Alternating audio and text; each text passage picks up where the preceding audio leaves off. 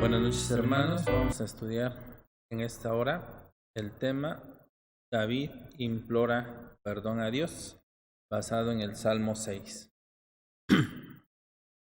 ¿Por qué creen ustedes que David imploraba perdón a Dios?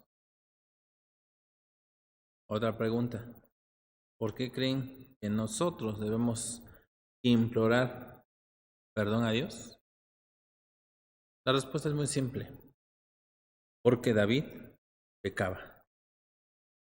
De igual manera nosotros debemos implorar el perdón a Dios porque pecamos. En el ir y venir de su vida, David ofendía a Dios. Y es importante aquí recordar qué es el pecado. Y el pecado es la falta de conformidad con la ley de Dios o la transgresión de ella. No estar conformes con la voluntad de Dios ya es pecado.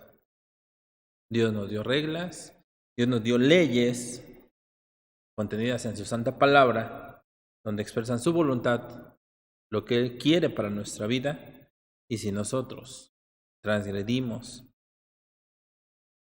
o no estamos conformes con ellas, ofendemos a Dios. Este Salmo 6 nos enseña varios puntos importantes para nuestra vida. Dice al músico principal en Nejinot sobre Seminit, Salmo de David. Y empieza el Salmo, empieza su oración: Jehová, no me reprendas en tu furor, ni me castigues con tu ira. No me reprendas con tu furor. Si Dios quisiera aplicar un castigo para cada pecado, debemos tener por seguros que ya no viviríamos. Recordemos que la paga del pecado es muerte. Por eso la petición de David es: Jehová, no me reprendas en tu furor, ni me castigues con tu ira. No soportaríamos el castigo de Dios. Y dice el versículo 2, ten misericordia de mí, oh Jehová, ten misericordia de mí. David pide la misericordia de Dios y es lo que nosotros siempre debemos de pedir. Misericordia. Pedir misericordia implica reconocer que no merecemos nada. Si recordamos el himno 250, que lleva por título Yo escucho, buen Jesús, tu dulce voz de amor, en una de sus estrofas menciona esto: yo soy pecador, nada hay bueno en mí, ser objeto de tu amor, deseo y vengo a ti. El profeta Jeremías lo expresa en el libro de Lamentaciones 3, 22 al 23. Es por la misericordia de Jehová que no somos consumidos, porque nunca decayeron sus misericordias. Nuevas son cada mañana, grande es tu fidelidad. Así debe ser nuestra petición: ten misericordia de mí. Esta expresión nos deja a nosotros en claro que no somos merecedores de nada, sino que es por la misericordia de Dios que recibimos todo, hasta su perdón. Pensar que merecemos algo nos da la gloria a nosotros y no se la damos a Dios. Y esto lo podemos aplicar en diversas áreas de nuestra vida. ¿Quién de nosotros no ha querido tener un mejor puesto, quizá allá en el trabajo, escalar? Y a veces lo expresamos: es que me lo merezco.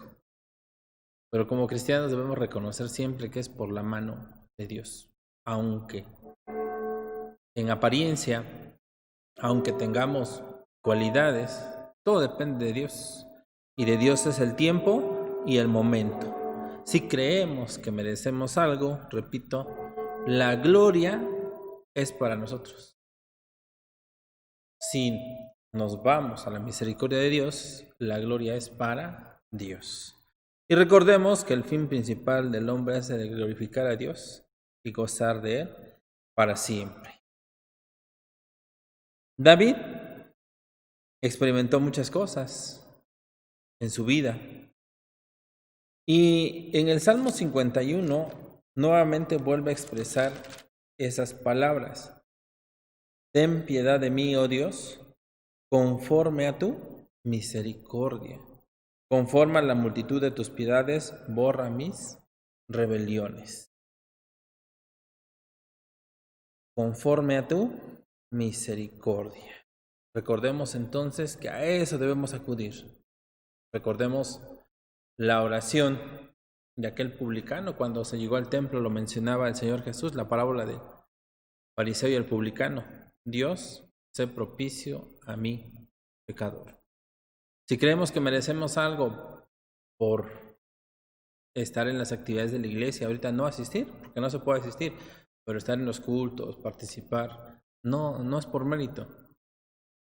Cuando oramos decimos en los méritos de Jesucristo, porque Él es el único que hizo méritos, porque sus méritos sí valen, porque Él era un hombre sin pecado, nosotros no. Solamente aludimos a la misericordia de Dios.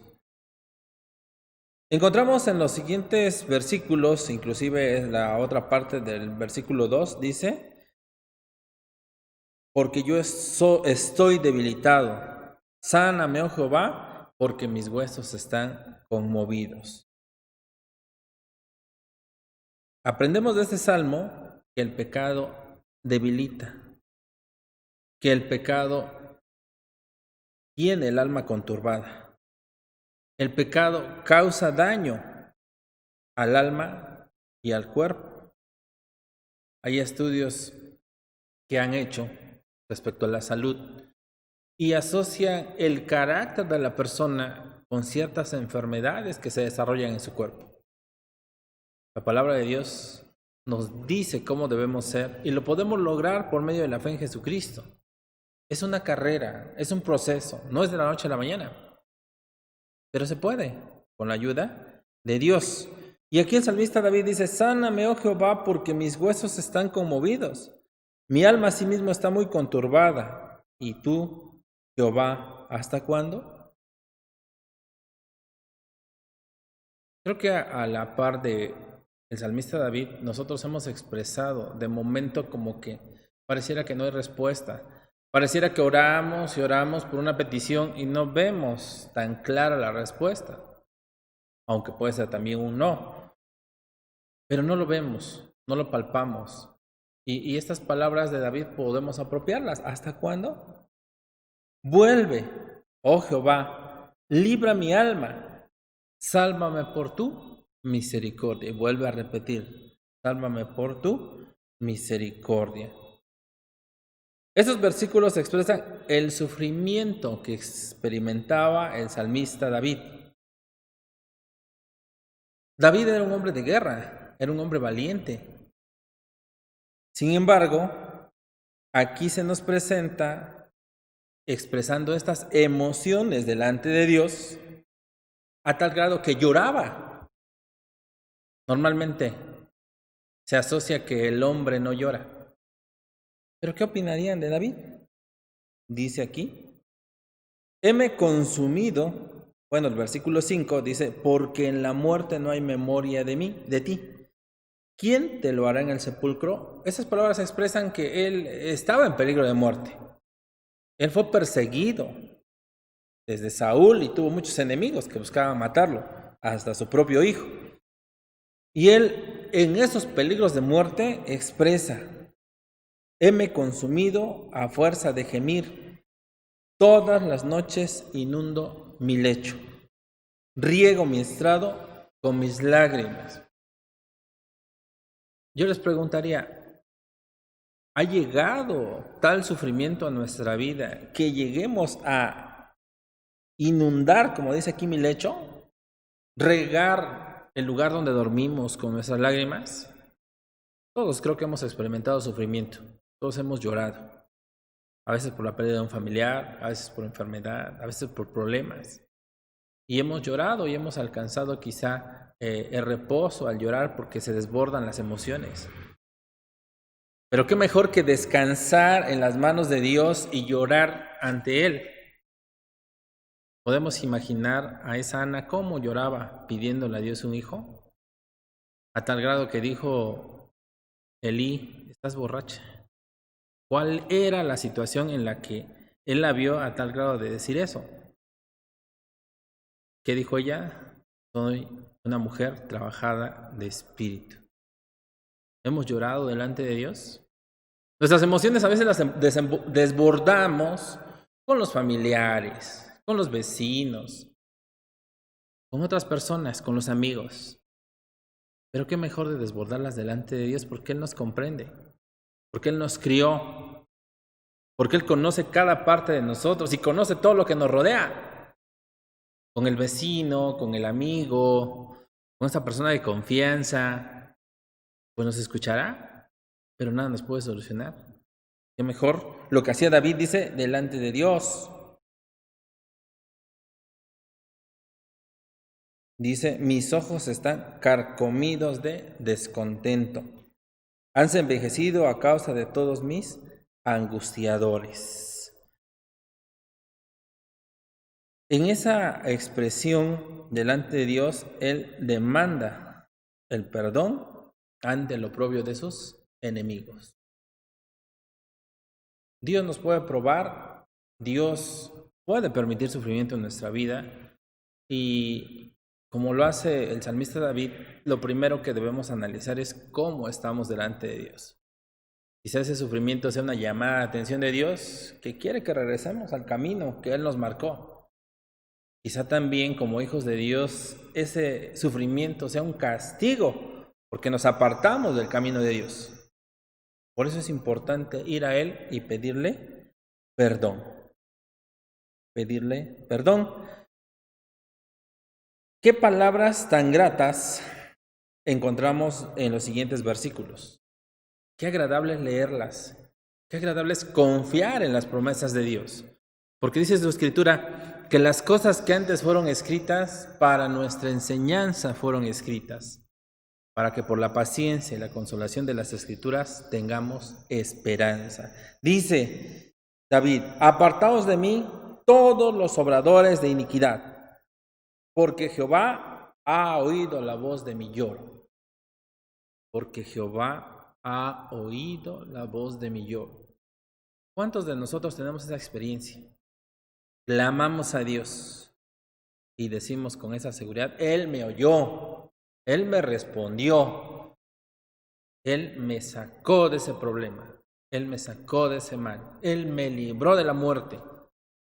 Hemos experimentado accidentes, hemos experimentado enfermedades muy difíciles, hemos enfrentado problemas que aparentemente ya no tienen salida.